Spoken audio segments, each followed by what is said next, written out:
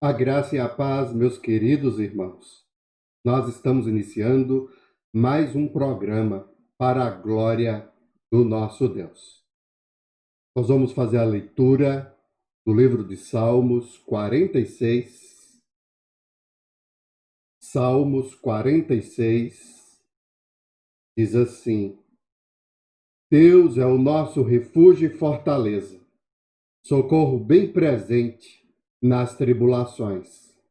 Portanto, não temeremos, ainda que a terra se transtorne e os montes se abalem no seio dos mares, ainda que as águas tumultuem e espumejem, e na sua fúria os montes estremeçam. Há um rio cujas correntes alegram a cidade de Deus, o santuário das moradas do Altíssimo. Deus está no meio dela, jamais será abalada. Deus a ajudará desde o romper da manhã. Bramam nações, reinos se abalam, Deus faz ouvir a sua voz, e a terra se dissolve. O Senhor dos exércitos está conosco. O Deus de Jacó é o nosso refúgio. Venham contemplar as obras do Senhor, que tem feito desolações na terra. Ele faz cessar as guerras até os confins do mundo, quebra o arco e despedaça a lança, queima os carros no fogo. Aquietem-se e saibam que eu sou Deus. Sou exaltado entre as nações. Sou exaltado na terra. O Senhor dos exércitos está conosco. O Deus de Jacó é o nosso refúgio. Louvado seja Deus pela sua palavra. Nós vamos ouvir o hino de número 14, que fala sobre vamos nós louvar a Deus.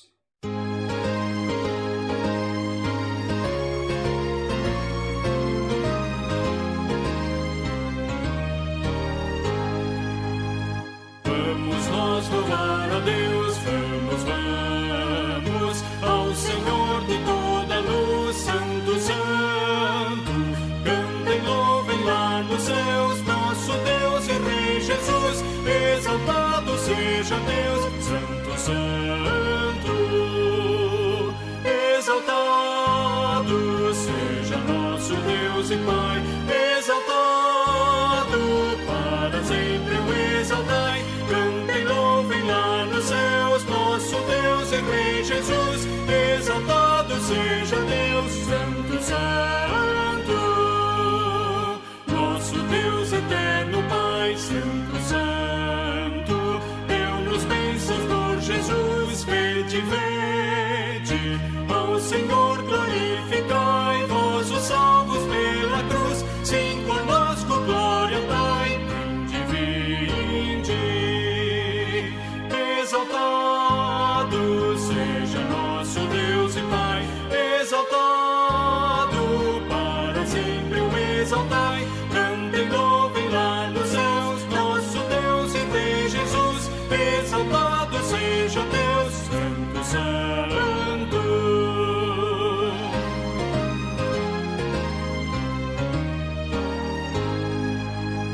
Exaltemos nosso Deus, Santo, Santo.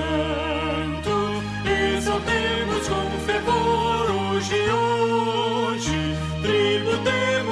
todos nós hinos santos de louvor em alta voz, hoje,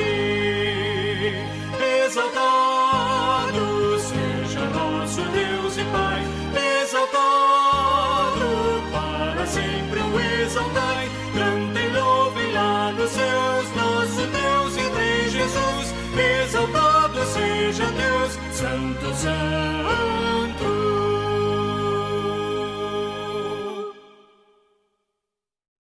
Na sequência, nós vamos fazer a leitura de um texto que vai servir para compreensão da nossa mensagem nessa noite. Isaías 39. Nós vamos fazer a leitura desse texto da palavra do Senhor. Nesse tempo, Merodach-Baladã, filho de Baladã, rei da Babilônia, enviou cartas e um presente a Ezequias, porque soube que ele havia estado doente, mas que agora já estava recuperado. Ezequias se agradou disso e mostrou aos mensageiros a casa do seu tesouro, a prata, o ouro, as especiarias, os óleos finos e todo o seu arsenal, e tudo o que havia nos seus tesouros. Não houve nada em seu palácio, nem em todo o seu domínio que Ezequias não lhe mostrasse. Então o profeta Isaías foi falar com o rei Ezequias e lhe disse: que foi que aqueles homens disseram e de onde vieram? Ezequias respondeu: vieram de uma terra distante, da Babilônia, para me visitar. Isaías perguntou: o que eles viram no seu palácio? Ezequias respondeu: viram tudo o que há no meu palácio. Não houve nada nos meus tesouros que eu não lhe mostrasse. Então Isaías disse a Ezequias: ouça a palavra do Senhor dos Exércitos. Eis que virão dias em que tudo o que houver no seu palácio, isso é, tudo o que os seus pais ajuntaram até o dia de hoje, será levado para a Babilônia. Não ficará coisa alguma, diz o Senhor. Alguns dos seus próprios filhos, gerados por você, serão levados para que sejam eunucos no palácio do rei da Babilônia. Então Ezequias disse a Isaías: boa é a palavra do Senhor que você falou. Pois ele pensava assim: enquanto eu viver, haverá paz e segurança. Nós vamos ouvir mais um cântico ao nosso Deus, um cântico que nos convida a descansar no nosso Deus. Descansarei.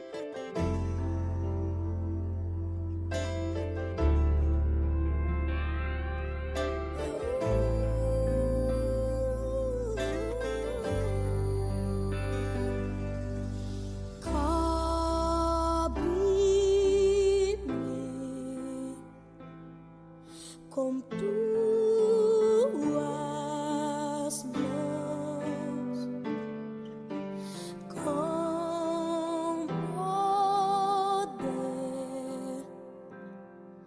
vem me esconder, Senhor. Se o trovão arrequento vem sobre a tempestade, eu vou a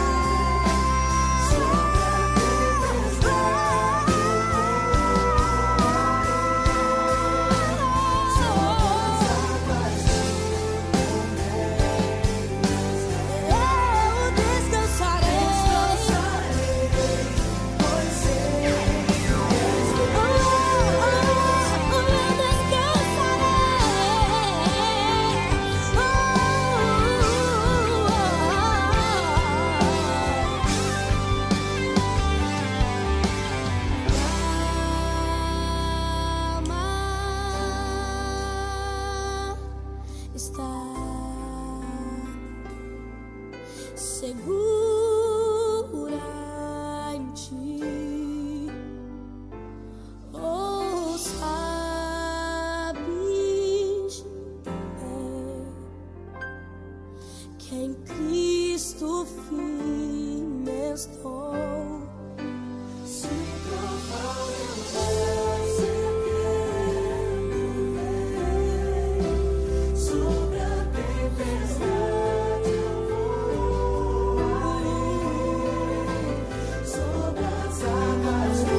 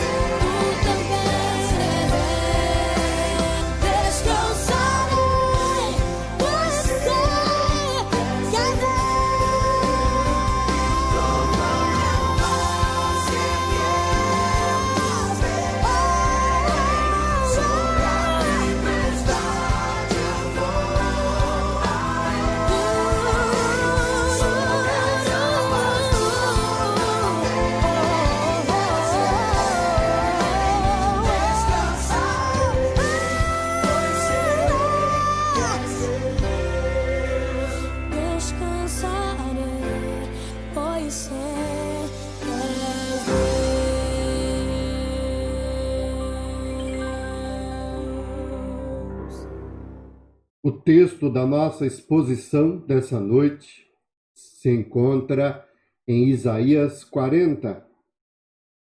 Nós vamos fazer a leitura desse texto, da palavra do nosso Deus.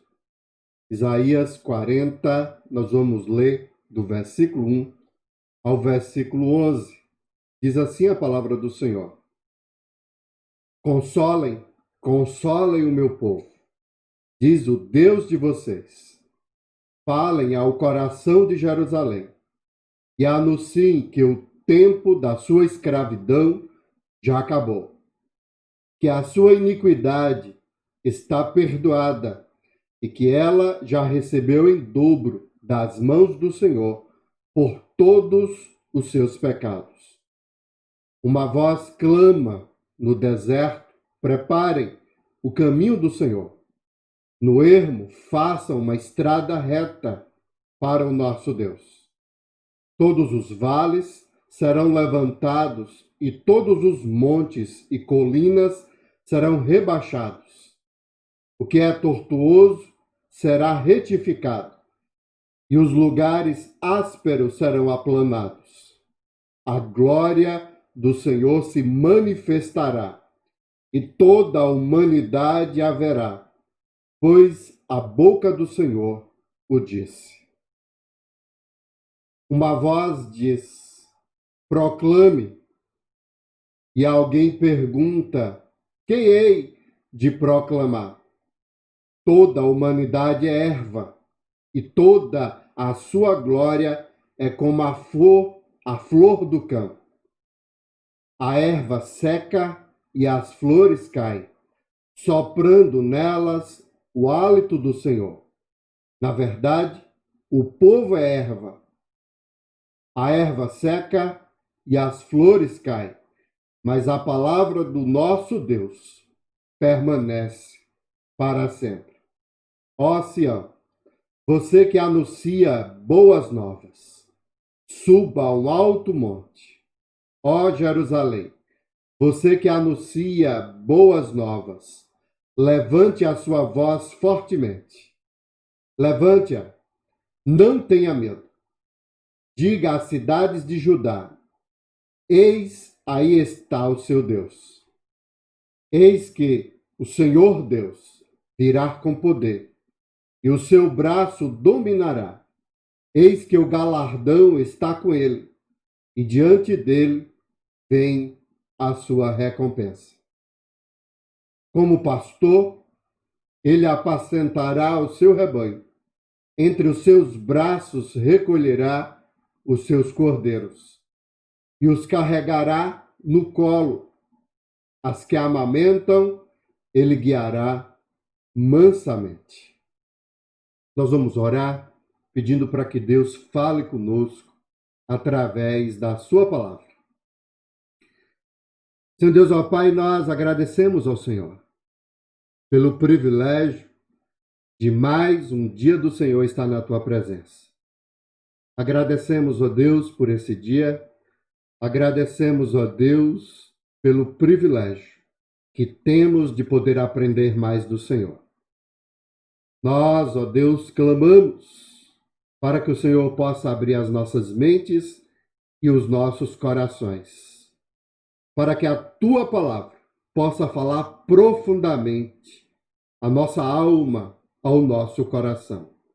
Em nome de Jesus, que nós te oramos e desde já agradecemos. Amém. Os homens têm dificuldade em aceitar o sobrenatural. Então, ao longo da história, eles buscam uma justificativa para poder explicar fenômenos, profecias, revelações, coisas de ordem sobrenatural. É interessante porque um tempo atrás eu pude observar em uma série americana, um documentário que tem como título Os Alienígenas do Passado. Os alienígenas do passado têm como objetivo e propósito que determinadas coisas que aconteceram na história é decorrência da interferência extraterrestre aqui na Terra. O documentário revela pessoas como Einstein, Galileu, gênios da história, pessoas que descobriram coisas maravilhosas do nosso tempo, dizendo que de alguma forma eles foram influenciados ou eles tiveram contato com esses seres de outro planeta. O que é isso? Se não for uma tentativa de explicar o sobrenatural, de poder tirar Deus da equação desse mundo.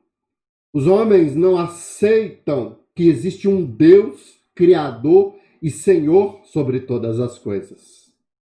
A mesma coisa aconteceu com o profeta Isaías.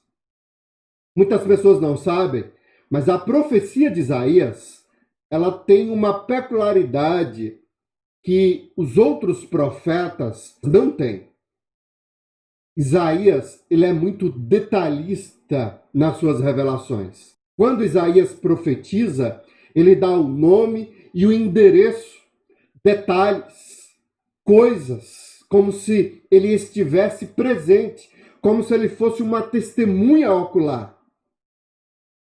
Isso chamou muita atenção dos especialistas, dos estudiosos, e muitos, para poder tirar da equação o sobrenatural, o Deus que tem o domínio sobre todas as coisas, o Deus que controla a história, eles tentaram explicar a profecia de Isaías, dizendo que não foi apenas um único homem que escreveu esse livro, mas que existiu 3 Isaías, e alguns afirmam que foram 2 Isaías. Então, eles consideram que teve um Isaías que viveu em um período da história, o outro Isaías que aborda, que pega esse período dos assírios, e um outro Isaías que viveu no cativeiro babilônico. Isaías, ele começa a profetizar lá no período de Uzias, conforme o capítulo 6, e aqui no capítulo 39, ele profetiza também no período do rei Ezequias. Então nós temos um homem que viveu muitos anos. Mas com relação a Ezequias, nós temos como contexto, como base, os Salmos 46, que foi o grande livramento do Senhor para o seu povo de Jerusalém, o povo de Judá. Senaqueribe se levantou contra a nação, contra o povo de Deus, e o Senhor deu uma grande vitória. O Senhor foi o refúgio e fortaleza desse povo. É ele que despedaça o arco e quebra a lança, conforme foi registrado no Salmos 46, para mostrar justamente sobre a ação de Deus, sobre o poder de Deus na história.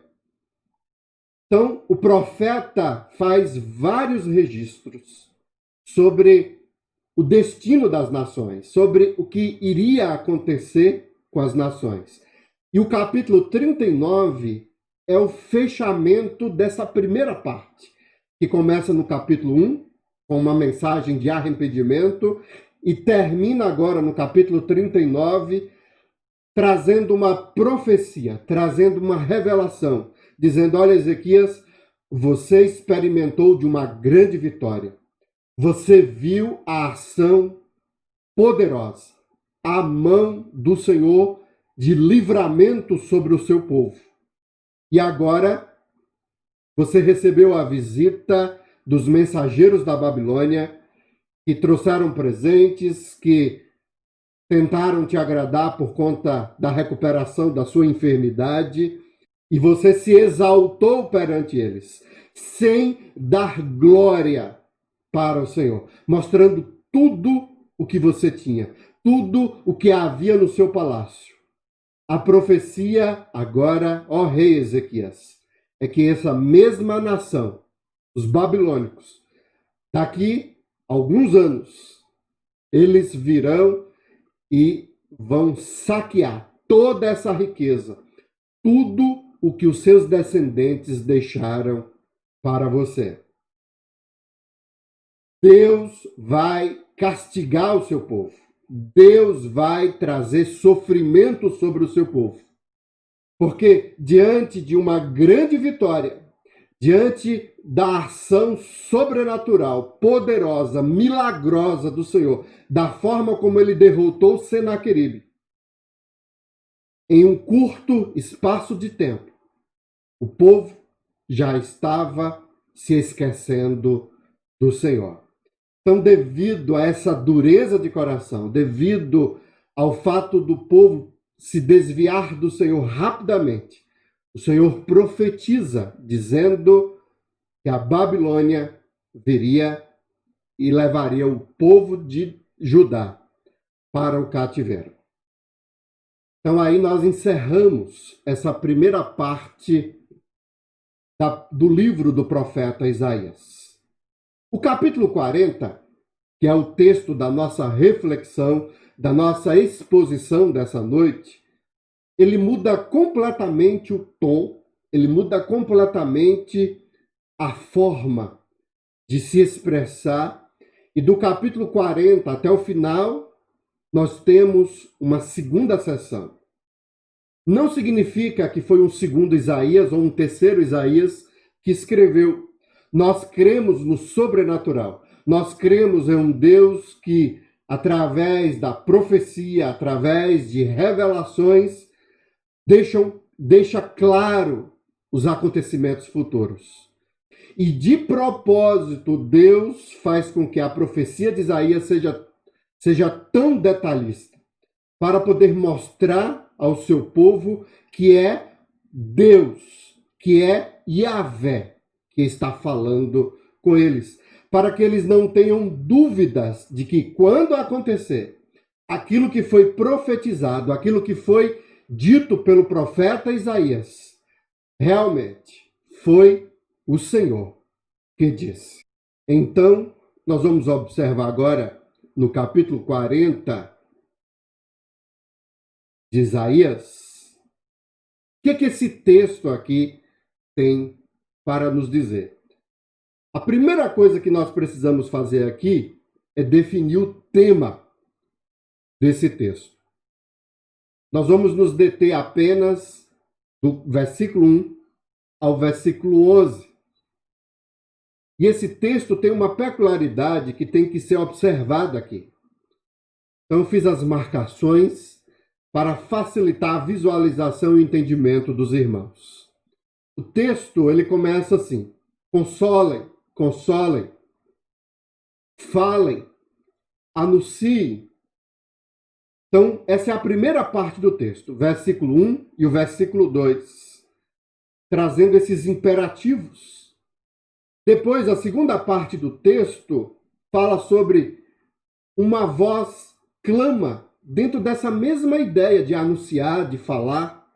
Então, há uma necessidade no texto de que algo seja dito, algo seja ensinado.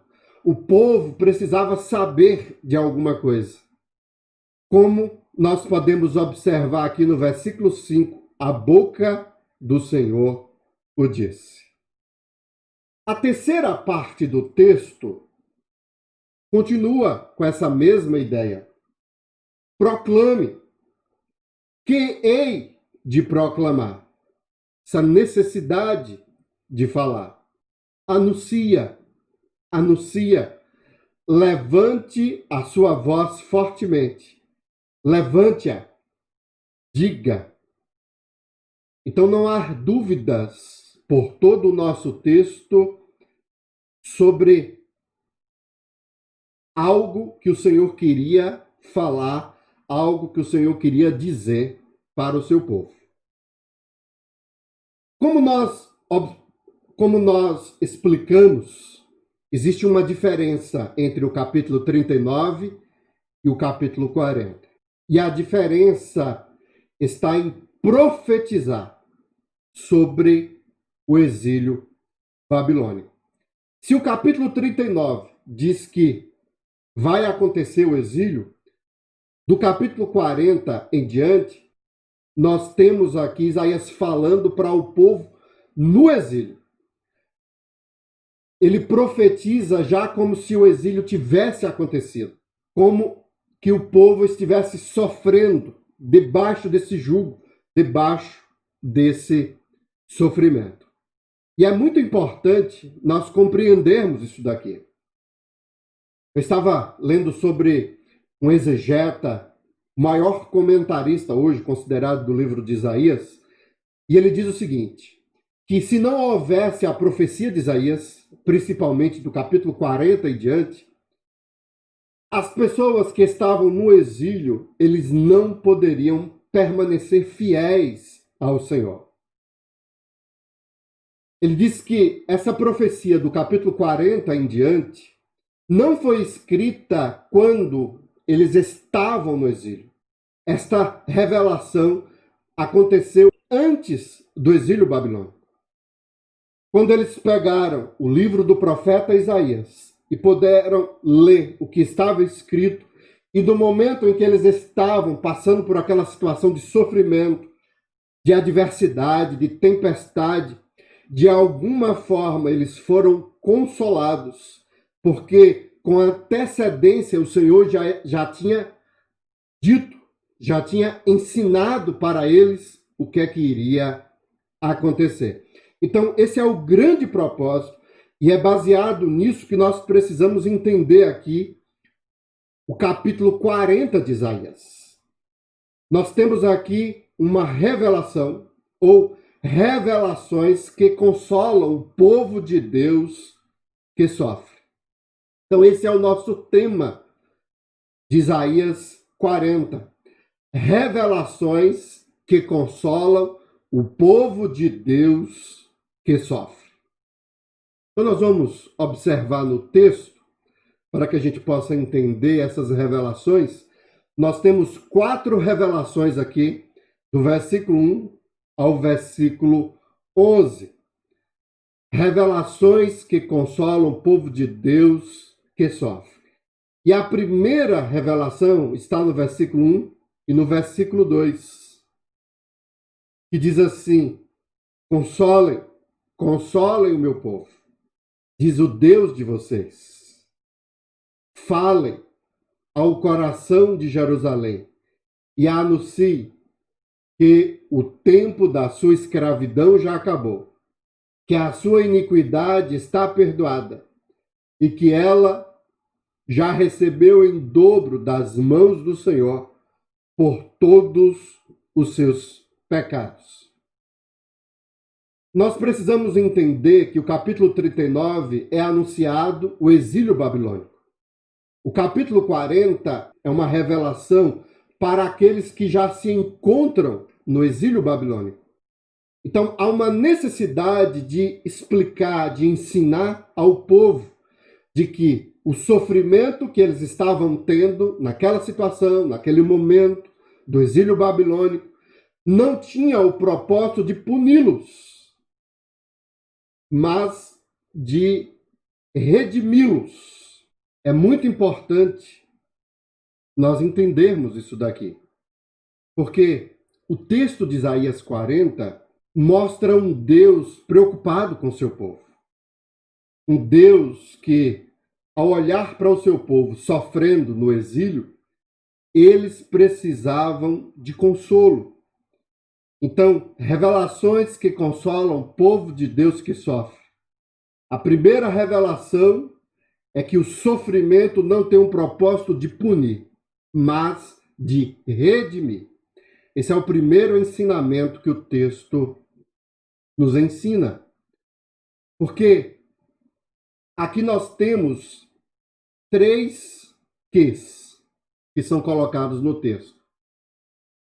A mensagem era de consolo, era uma revelação de consolo. Mas que mensagem é essa? Que o tempo da escravidão já acabou, que é justamente a questão do exílio. Que a sua iniquidade está perdoada. A profecia sobre o exílio babilônico, no capítulo 39, foi diante da exaltação que Ezequias fez diante dos babilônicos. Mas por detrás, o exílio babilônico, pregado, ensinado por Jeremias e outros profetas, foi devido à dureza do coração do povo. Então agora a profecia diz: a sua iniquidade está perdoada. E essa mensagem termina dizendo que ela já recebeu em dobro das mãos do Senhor por todos os seus pecados. Então Deus diz o seguinte: olha, quando eu peguei vocês e puni vocês, castiguei vocês com o exílio babilônico, e não há dúvidas para o povo de Judá, para o povo de Israel, que foi o próprio Deus que os levou e os entregou nas mãos dos babilônicos, porque foi assim a revelação, foi assim a profecia. Deus diz o seguinte: olha, eu fiz isso, não é porque eu tenho prazer em castigar, não é porque eu tenho prazer em vê-lo sofrer, não é porque eu deixei de amar, não é porque eu quebrei a aliança que eu tinha com vocês. O propósito dessa punição, desse castigo, do exílio, do sofrimento, foi para redimir vocês. Quando o texto fala sobre perdão, quando o texto fala que já está bom, que não há mais necessidade de continuar nessa situação, é porque Deus aqui está revelando que ele vai salvar o seu povo. Ele vai tirar o seu povo dessa situação. O texto mostra palavras afetivas, palavras em que Deus mostra carinho, amor, preocupação com esse povo. O povo não merecia. O povo era um povo duro, um povo incrédulo, um povo que muitas vezes se afastava do Senhor. Mas agora Deus, ele renova a aliança, ele renova esse carinho e esse amor que ele tem para com o seu povo, dizendo: olha, meu povo, vocês podem se consolar, podem ficar alegres, vocês podem agora ter uma satisfação no coração de vocês, porque eu vou salvar vocês, eu vou redimir vocês. O propósito do exílio babilônico já chegou ao fim. Depois dos 70 anos, não há mais necessidade de que ele continue. eu agora vou redimir, eu agora vou resgatar o meu povo. Da mesma forma, acontece conosco também. Essa mesma revelação que consola o povo de Deus quando sofre se aplica a nós também. Porque o propósito do sofrimento que Deus traz sobre as nossas vidas não é para punir, não é para que a gente possa ser castigado e ter uma vida de sofrimento, de angústia, porque fizemos algo de errado e aí o Senhor tem prazer nisso. O sofrimento tem o propósito, o sofrimento com relação ao povo de Deus tem um propósito de redenção. Deus quer redimir o seu povo. Deus quer salvar o seu povo. E se Deus não fizesse isso, não haveria salvação para nenhum de nós. É mais ou menos a mesma coisa que acontece com um pai, uma mãe e um filho.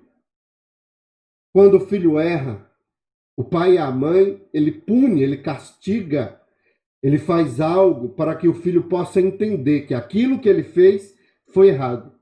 Mas o objetivo não é fazer o menino sofrer.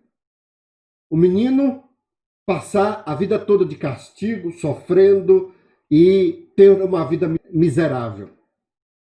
O propósito é ensinar. O propósito é fazer com que aquele menino abandone aquele pecado, aquela conduta, aquele comportamento que não é agradável. Então, a punição aqui tem um propósito, tem um sentido de redimir, de fazer com que essa criança, fazer com que esse filho, lá na frente, quando ele se tornar adulto, ser um cidadão de bem. Então, é a mesma coisa que Deus faz com o seu povo. A segunda coisa que o texto nos ensina, revelações que consolam o povo de Deus que sofre. Nós aprendemos que a primeira coisa, primeira revelação, o sofrimento não tem um propósito de punir, mas de redimir. A segunda revelação é que Deus consola o seu povo que sofre, ensinando, fazendo com que ele saiba que a glória de Deus manifestará. A glória de Deus manifestará. O versículo 3 e o versículo 4 traz uma linguagem de um rei. Uma voz clama, nós não sabemos que voz é essa. A ênfase do texto não é sobre a pessoa que fala, a pessoa que ensina, a pessoa que profetiza, a pessoa que traz a mensagem. É muito importante nós entendermos isso. Por todo o texto, isso fica bem claro. A ênfase aqui é sobre o conteúdo da mensagem. Então, essa voz clama, ela clama o quê? Então, o versículo 3 diz que o deserto, ele vai ser preparado para o caminho de um rei, da realeza. Senhor aqui traz a figura de alguém que vem com grande poder, alguém com grande força, alguém com grande autoridade. Então, o deserto vai ser preparado para ele. No ermo, faça uma estrada reta para o nosso Deus. Todos os vales serão levantados e todos os montes e colinas serão rebaixados. Por causa da grandeza desse Deus, por causa do poder desse Deus. O que é tortuoso será retificado e os lugares ásperos serão aplanados. Qual é o propósito de tudo isso? E agora entra a revelação, entra o sentido principal aqui dessa segunda parte do texto, que é o versículo 5, que diz assim: a glória do Senhor se manifestará. É muito importante isso daqui. A glória do Senhor se manifestará, e toda a humanidade haverá, pois a boca do Senhor o disse. Se nós entendemos que o texto foi escrito para pessoas que estavam no exílio babilônico, como é que nós podemos entender essa segunda seção do texto? Que mensagem foi essa que foi proclamada para o povo? Se a primeira parte diz que o Senhor vai redimir, que o Senhor vai agora tirar o povo do cativeiro, dessa situação de sofrimento, a segunda parte mostra quem vai fazer isso. Então, é o próprio Deus que vai vir pelo deserto. É o próprio Deus que vai se manifestar, que vai ao encontro do seu povo na Babilônia. E aí o povo agora recebe a revelação de que esse Deus poderoso, esse Deus grandioso, vai manifestar a sua glória. Todos, toda a humanidade, inclusive a natureza, todos serão preparados para a manifestação dessa glória. Quando nós falamos sobre a glória do Senhor, nós lembramos de Moisés e do Monte Sião, onde Moisés pediu para ver a glória, para ver o Senhor. E Deus colocou Moisés em uma penha, em um buraco, lhe passou de costa, colocou a mão para que Moisés pudesse ver a glória de Deus. E pelo fato dele ter tido essa experiência, o seu rosto passou a brilhar como uma lâmpada, como um farol. E ao descer do monte, ele usou o véu, porque as pessoas não conseguiam olhar para o rosto de Moisés. Glória, no hebraico, traz a ideia de brilho, de esplendor, mostrando a grandeza do nosso Deus. Moisés não pôde contemplar a glória do Senhor. O Senhor, de alguma forma, providenciou um jeito para que ele pudesse ver apenas uma parte. Porque homem algum consegue ver a glória do Senhor e viver. A revelação para o povo que está sofrendo, para o povo que está no exílio é: o Senhor vai manifestar a sua glória. Porque na mente do povo havia um sentimento: cadê o nosso Deus? Por 70 anos esse povo esteve no exílio babilônico e a dúvida passou a tomar conta dos seus corações. Mas cadê o poder desse Deus? Cadê esse Deus que nos tirou do Egito? Cadê esse Deus que nos guiou pelo deserto, que nos fez entrar na terra prometida, que nos livrou das nações que se encontravam em Canaã? Será que Deus se afastou de nós? Será que Deus nos abandonou? Será que Deus não nos ama mais? Essas são dúvidas e questões levantadas no período do exílio babilônico. Porque o sofrimento não foi um sofrimento de uma semana, de um ano, de um período curto. 70 anos. Pessoas nasceram e morreram na Babilônia sem poder ver a salvação do Senhor. E com o passar do tempo, o sofrimento vai minando a esperança, vai minando as forças do povo de Deus. Então a revelação agora é: olha, Deus está ensinando que ele vai redimir vocês, que ele vai salvar vocês. E isso vai acontecer em que o próprio Deus vai se manifestar. A glória desse Deus vai se manifestar. Preparem, porque vocês vão ver o que é que vai acontecer. E a história conta de forma sobrenatural a ação do Senhor.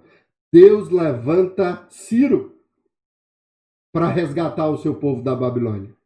Nós temos a história de Neemias, que era copeiro do rei. E ele ora, e ele clama a esse Deus, e Deus concede graça, Deus concede misericórdia, para que Neemias possa voltar a Jerusalém, edificar as muralhas, reconstruir a nação. E isso tudo é um milagre. E eles cantam e eles expressam isso nos Salmos, dizendo: grandes coisas o Senhor fez por nós. E é por isso que nós estamos alegres. Eles viram a glória desse Deus. Eles viram que esse Deus poderoso veio e arrancou da Babilônia o seu povo, com mão forte, com mão poderosa. O mesmo Deus que tinha livrado eles dos assírios, também os livrou dos babilônicos. A mesma coisa, irmãos, serve para nós. Não há sofrimento, não há situação adversa, não há tempestade que o Senhor não tenha poder para acabar, para destruir. O povo de Deus que sofre não pode perder a esperança. Nós precisamos entender que um dia o Senhor vai se manifestar. A glória do Senhor, o esplendor do Senhor vai se manifestar. E nós, o seu povo, vamos poder contemplar o agir e a ação do Senhor sobre as nossas vidas. A terceira coisa que o texto nos ensina, nós temos, primeiro, que o sofrimento não é para punir, mas para redimir. A segunda revelação é a manifestação da glória do nosso Deus. A terceira revelação, versículo 6, nos ensina a revelação que consola o povo de Deus que sofre, é saber que a palavra de Deus é eterna. A palavra de Deus é eterna. É a terceira revelação que nós temos aqui no texto. Versículo 6 começa, uma voz diz. A mesma coisa. O importante aqui não é quem diz, mas é a mensagem. Proclame. E alguém pergunta, que hei de proclamar? Bem parecido aqui com o capítulo 6 de Isaías, mostrando um estilo literário e comprovando que o mesmo Isaías que escreveu a primeira parte, escreveu também a segunda parte do livro. Não há diferença alguma. E aí a resposta, toda a humanidade é erva, e toda a sua glória é como a flor do campo. A glória tinha sido aplicada para o Senhor. Só que agora, a glória é aplicada a uma figura dentro do texto que traz a ideia de passageiro. Algo que nasce, cresce e morre rapidamente. E foi usado aqui a figura da erva, dentro do contexto lá do Oriente Médio. Então, toda a humanidade é comparada à erva. E a sua glória é comparada à flor do campo, que aparece e desaparece na mesma proporção, com a mesma rapidez. E aí o versículo 7 diz assim, a erva seca e as flores caem, soprando nelas o hálito do Senhor. Na verdade, o povo é erva. Qual é o sentido aqui? Havia um fenômeno que acontecia naquela região entre o povo de Deus, e eles eram familiarizados com essa situação, em que no mês de maio, quando saiu o capim para que o gado, os animais pudessem se alimentar, soprava um vento leste muito quente. Lá, como é um clima deserto, e nesse período de maio, a temperatura sobe de forma absurda, sopra um vento tão quente, que essa erva, em 48 horas, ela desaparece. Ela seca. E é justamente esse fenômeno que é colocado aqui. O texto mostra que o hálito do Senhor, que é esse vento que é soprado, que é o próprio Deus que faz com que esse ar quente venha a queimar, venha a destruir a erva e a flor da erva. Eles usam essa figura para poder trazer a ideia da transitoriedade da humanidade, dos homens, como o homem é passageiro. E aí é feito um contraponto no versículo 8, dizendo: a erva seca e as flores caem, mas a palavra do nosso Deus, o que é que diz aqui? Permanece para sempre. Mas a palavra do nosso Deus permanece para sempre. Essa é a revelação que consola. A palavra de Deus permanece para sempre. No sofrimento, no exílio, o povo ficou desanimado. Mas a mensagem, olha o que o Senhor diz, acontece. As promessas e a aliança que ele fez com Abraão, com Jacó e com Isaac permanece até hoje. A palavra do Senhor é eterna. Ela não desaparece. Ela continua. Isso traz consolo para o povo. As pessoas que estavam no meio do exílio ao ler o profeta Isaías, eles devem ter ficado felizes. Eles se apegaram a essa mensagem, eles se apegaram ao que foi ensinado aqui. A palavra do Senhor é eterna. O Deus que falou lá em Gênesis com os patriarcas, o Deus que agiu no deserto, o Deus que agiu em Canaã, o Deus que agiu aqui com o profeta Isaías com os assírios contra Senaqueribe, é o mesmo Deus que vai agir contra os babilônios. Essa mensagem, irmãos, traz consolo aos nossos corações, porque as circunstâncias, elas não cancelam a palavra de Deus. Deus decretou, Deus profetizou, Deus revelou. E nós precisamos crer, confiar na palavra do Senhor. E quarta e última coisa que o texto nos ensina: revelações que consolam o povo de Deus que sofre. A quarta é saber qual é o plano de Deus. Nós vamos voltar ao texto.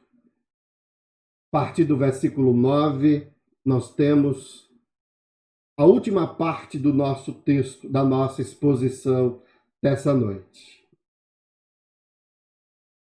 Deus consola o seu povo que sofre, revelando o seu plano. Versículo 9 diz assim: ó Sião, você que anuncia boas novas, suba ao monte alto. Ó Jerusalém, você que anuncia boas novas, levante a sua voz fortemente, levante-a, não tenha medo. Diga às cidades de Judá. E agora, através de 3 eis, é apresentado esse plano, juntamente com o versículo 11, que vai ser revelado esse plano de Deus. Que plano é esse? O texto diz assim: eis, aí está o seu Deus. Deus estará com o seu povo. A revelação, o plano de Deus começa com a presença de Deus no meio do seu povo. Eis que o Senhor Deus virá com poder e o seu braço dominará. Isso faz parte do projeto, do plano de Deus que nós já observamos aqui na profecia.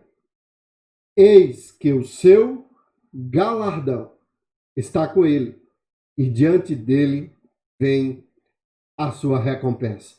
Deus vai abençoar o seu povo. Deus vai tirar esse povo do sofrimento. Deus vai tirar esse seu povo da angústia, dessa situação insuportável que eles estavam vivendo na Babilônia. E aí o versículo 11 é fantástico, porque é apresentado esse plano do Senhor. É apresentado o que Deus vai fazer com o seu povo. E diz assim: como pastor, ele apacentará o seu rebanho. A ideia aqui é que quando o povo estava na Babilônia, Deus abandonou esse rebanho temporariamente. E agora o plano dele é arrebanhar. O plano dele agora é pegar esse rebanho novamente. E ele vai apacentar esse rebanho. Entre os seus braços, ele vai recolher os cordeirinhos e os carregará no colo. As que mamam, ele guiará mansamente. O texto, irmãos, mostra o amor de Deus, o cuidado de Deus para com esse seu povo que sofre. Essa é a revelação de consolo. Que coisa maravilhosa nós temos aqui em Isaías 40. Deus está dizendo para o seu povo, olha, eu vou cuidar de vocês. Eu vou apacentar vocês. Da mesma forma que um pastor faz com o seu rebanho, eu vou fazer com o meu povo. Eu vou trazer o galardão, eu vou trazer a recompensa. Vocês voltarão a ser um povo abençoado. Essa é a mensagem. Esse nosso Deus, irmãos, tem um plano. Tem um plano para o seu povo. E esse plano, ele não se resume apenas ao Antigo Testamento. Mas esse plano, ele é aplicado para nós também. Esse texto, irmãos, de Isaías 40, ele tem uma mensagem muito profunda. O profeta Isaías foi usado pelo Senhor para trazer a mensagem messiânica. E eu gostaria agora de pegar esse texto, tudo que nós aprendemos, tudo que nós ensinamos sobre esse texto, tudo que nós expomos sobre esse texto, e eu quero aplicar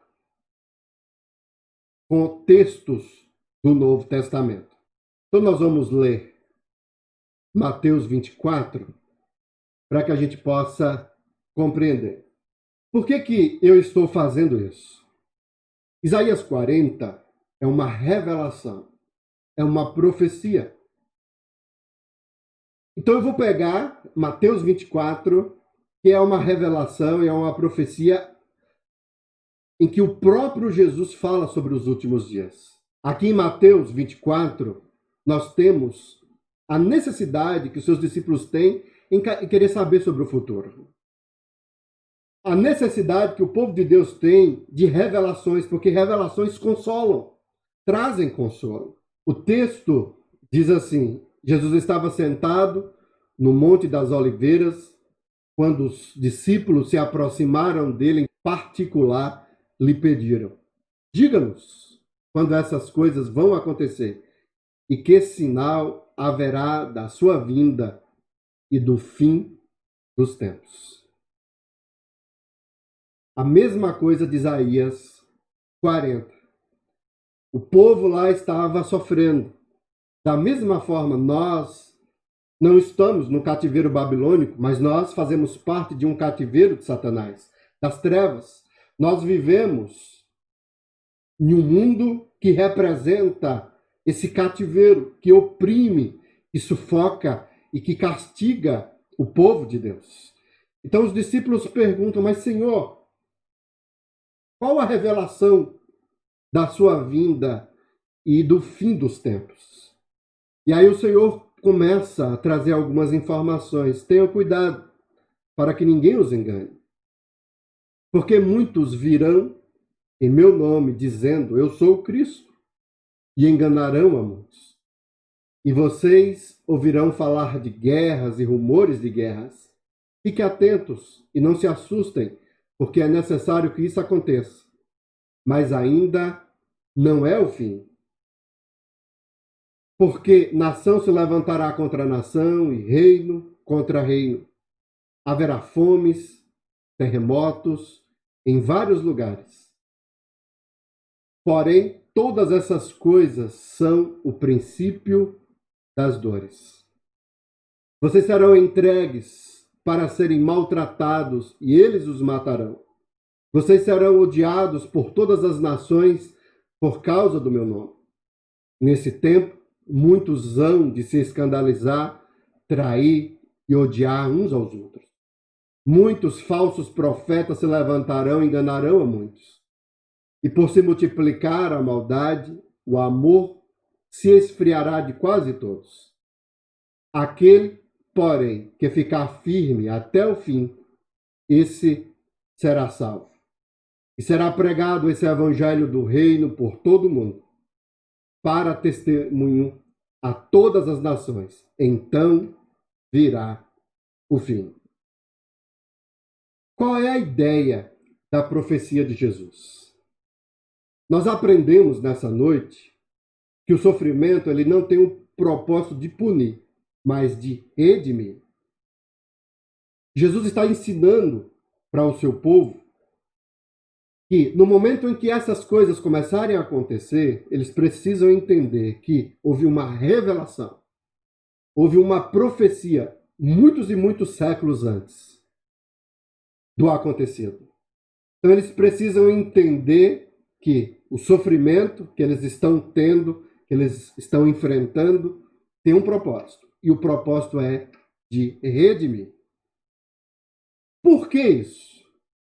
Vamos imaginar irmãos nossos no momento em que estourou a Primeira Guerra Mundial. E aí deve ter acontecido aquele pânico, aquela situação, as nações começando a lutar umas contra as outras, guerras, mortes, pessoas sendo convocadas para o campo de batalha. E aí alguém vai e abre Isaías 40. E alguém abre a profecia, a revelação de Mateus 24 ou de Lucas 21 e está lá dizendo sobre guerras. Qual o sentido, qual o propósito disso? É de trazer consolo. É para que as pessoas possam entender que isso foi revelado, isso foi profetizado antes que acontecesse. Deus fala com o seu povo para que o seu povo possa ter confiança, possa entender que Deus está no controle, que tudo isso está acontecendo porque tem um propósito. E o propósito é esse daqui. Aquele, porém, que ficar firme até o fim, esse será salvo. O propósito do sofrimento, o propósito da adversidade, da tempestade, é redimir o povo, é separar o joio do trigo, é revelar quem realmente é do Senhor, quem realmente é fiel, quem realmente vai perseverar perante o Senhor. Em Cristo Jesus nós somos perdoados.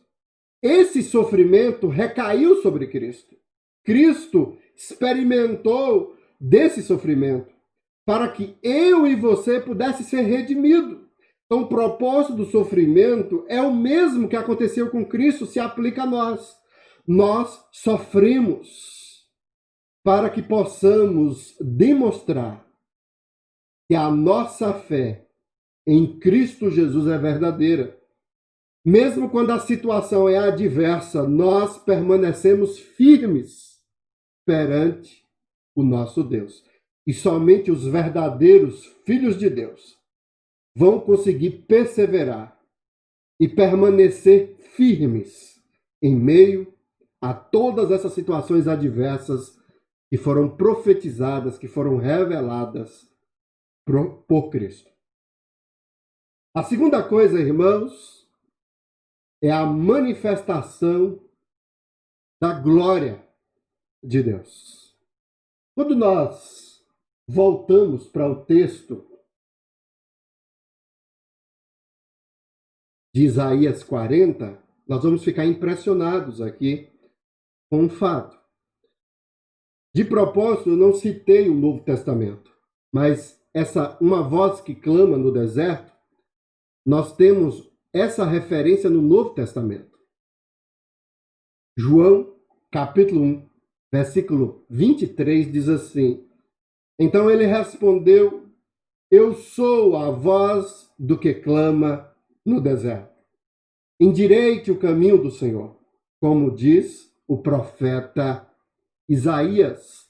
João Batista, ele foi usado pelo Senhor para que essa profecia acontecesse, fosse aplicada também no Novo Testamento. Então, qual é a ideia do texto? Quem é que João Batista, qual foi a mensagem de João Batista? João Batista veio como precursor para preparar o caminho do Senhor. Então, esse texto aqui, de Isaías 40, ele se aplica a Cristo. Preparem o caminho do Senhor. O Senhor aqui é Jesus. Preparem, porque ele vem para manifestar. A manifestação da glória aqui é o próprio Jesus.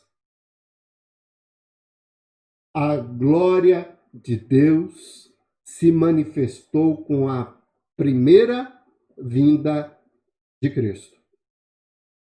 É por isso que o profeta, ao falar sobre a glória do segundo templo é maior do que a primeira, é porque Cristo Jesus esteve presente no segundo templo.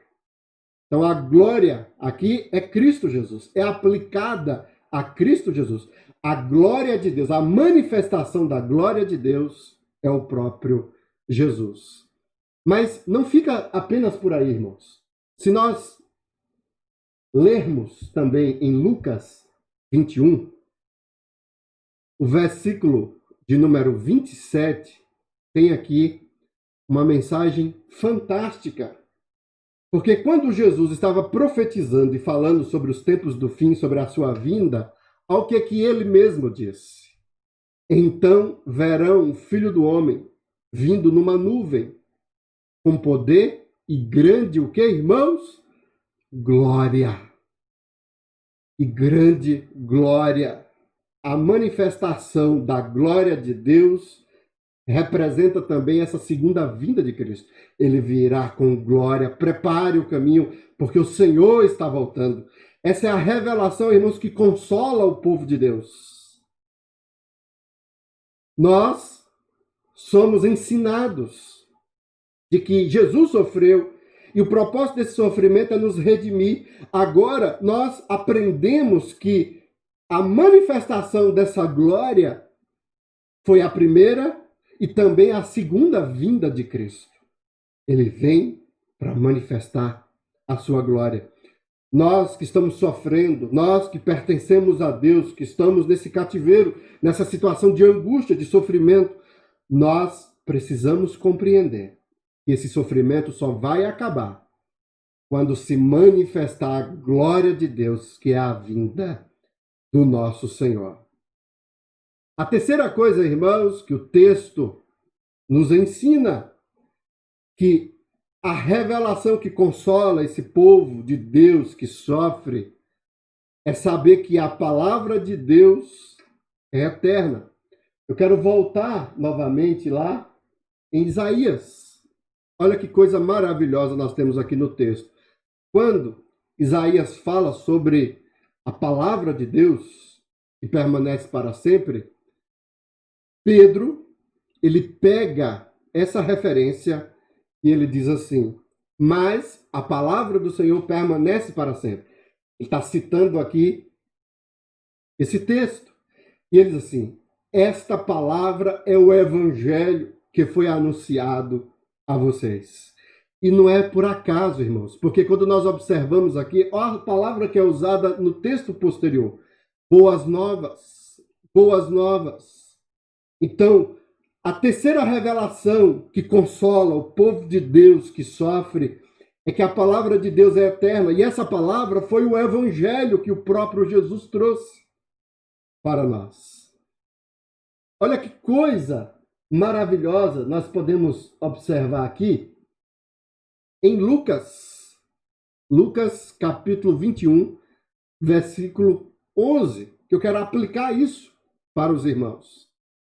O texto diz assim que Jesus, ao falar, ao pronunciar o evangelho, ao fazer a revelação, versículo 11, ele diz assim: haverá grandes terremotos, epidemias. No início da era cristã, Jesus diz: olha, eu quero vocês aí de 2020 possam entender o seguinte: quando vocês lerem essa profecia, essa revelação, entendam que esse coronavírus, esse Covid que vocês estão enfrentando aí, já foi profetizado, já foi revelado há muitos e muitos anos atrás. A palavra do Senhor é eterna.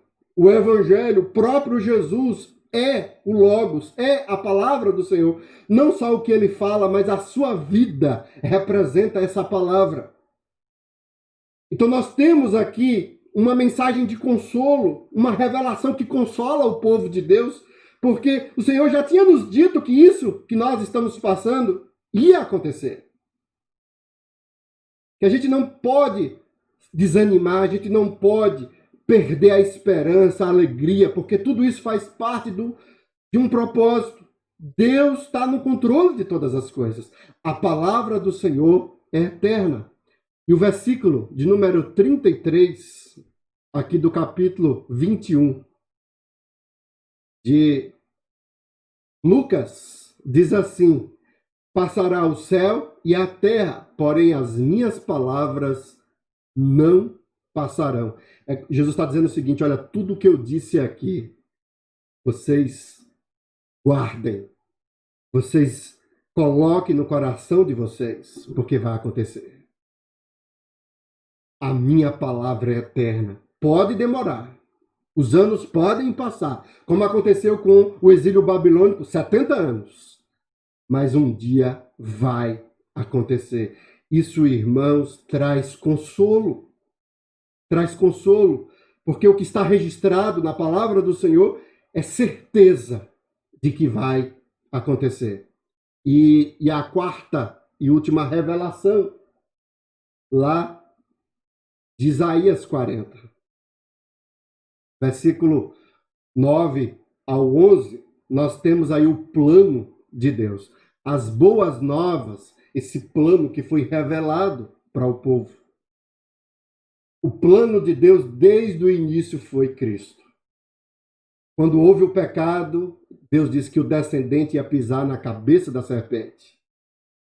Essas boas novas, que é ensinada aqui em Isaías 40, ela só veio a concretizar o projeto, o plano de Deus que já iniciou desde o início da criação, que é Cristo Jesus. Todas as coisas, é assim que o texto nos ensina, foram feitas por Ele, e sem Ele, nada do que foi feito se fez. Evangelho de João, capítulo 1, versículo 3. Então, quando nós observamos aqui Isaías 40, do versículo 9 ao 11, aqui nós precisamos compreender que também se aplica a Cristo Jesus. Porque o texto diz assim: eis aí o seu Deus. E a boa nova, o evangelho é o Emanuel, o Deus conosco. Deus se fez presente. Ele nasceu de mulher, ele se encarnou e Deus veio estar com seu povo aqui na terra. Deus está conosco. O Senhor Deus virá com poder e o braço dominará, o seu braço dominará. Foi o que Cristo fez. Eis que o seu galardão está com ele, e diante dele vem a sua recompensa. E isso é dado através de Cristo. E quando o texto diz assim, como pastor, aqui é Cristo Jesus que é o nosso pastor. É Ele quem vai nos apacentar como rebanho. É Ele que vai nos pegar nos seus braços como cordeirinhos. É Ele que vai nos carregar no colo. Aqueles que são pequenos, aqueles que são frágeis, Ele vai nos guiar mansamente. Tudo isso tem o propósito de revelar Cristo em nós. A quarta revelação que consola o povo de Deus que sofre é anunciar o plano de Deus. E o plano de Deus é Cristo. Nós estamos vivendo dias complicados, dias difíceis. Mas da mesma forma que as pessoas estavam na Babilônia, em uma situação adversa, complicada, e ao ler a profecia, a revelação trazida por Isaías, os seus corações foram consolados. A mesma coisa tem que acontecer conosco hoje. Tudo o que nós estamos passando foi revelado, foi apresentado. E a única coisa, irmãos, que nos resta é perseverar, é permanecer firmes, porque o propósito disso é a redenção. A glória do Senhor já foi manifestada com a primeira vinda de Cristo, mas ela virá de forma completa, permanente e eterna com a segunda vinda de Cristo. Cristo vai vir buscar a sua igreja, para que a gente possa estar com Ele eternamente. E quem garante isso, irmãos, é a palavra de Deus que dura para sempre. Não há nada que possa trazer garantias maior do que a palavra de Deus. Essa palavra que anuncia as boas novas, o plano, o projeto de Deus para nós, que é Cristo Jesus. E a única coisa que nos resta é amar a esse Deus, é servir a esse Deus e fazer como o apóstolo Paulo, seja na abundância, seja na escassez. Posso tudo naquele que me fortalece. Nós devemos servir a Deus independente da situação. Se nós estamos sofrendo, se nós estamos passando por situações complicadas, que tudo isso possa ser colocado no nosso coração, possa gerar consolo, porque faz parte da redenção de Cristo Jesus sobre as nossas vidas. Nós vamos ouvir o cântico Te Amo Tanto, porque a única coisa que nos resta fazer é adorar e amar o nosso Salvador.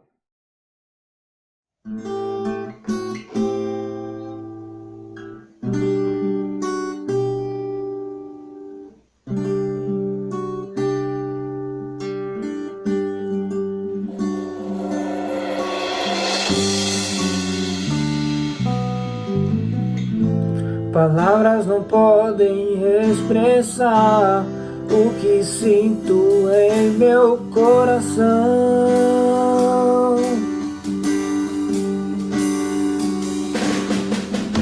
Nem mesmo as notas das canções me mostrarão o que há em meu ser.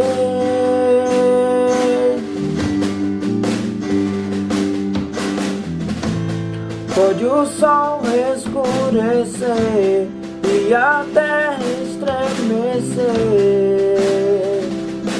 eu não vou te deixar.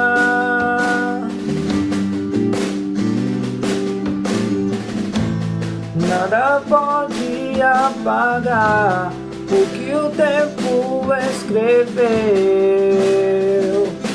dentro de mim.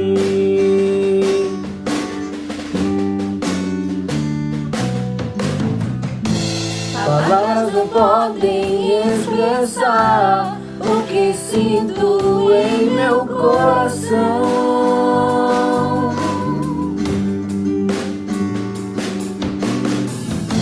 Nem mesmo as notas das canções me mostrarão o que há em meu ser.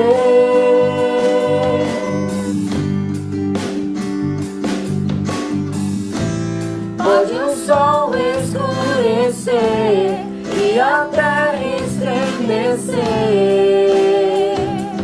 eu não vou te deixar.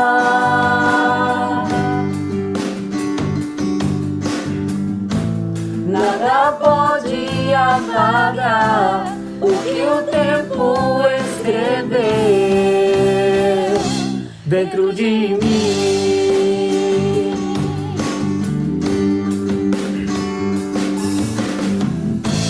Te amo tanto, Senhor, te quero tanto, meu Deus.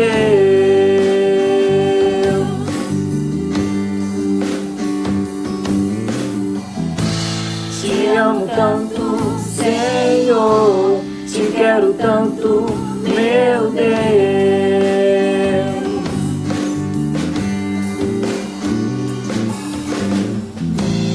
Pode o sol escurecer e a terra estremecer, eu não vou te deixar.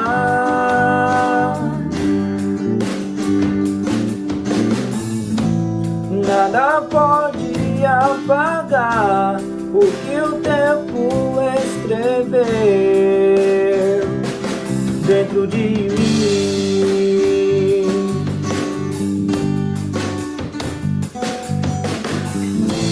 Te amo tanto, Senhor, te quero tanto, meu Deus.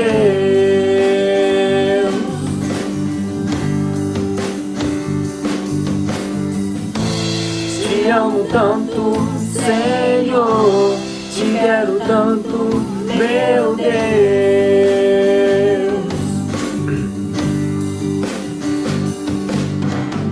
Eu te amo tanto, Senhor, eu te quero tanto, meu Deus.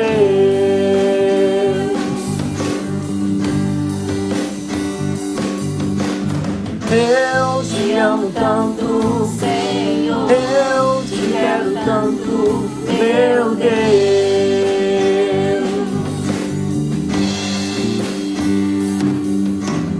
Eu te amo tanto, Senhor, eu te quero tanto, meu Deus.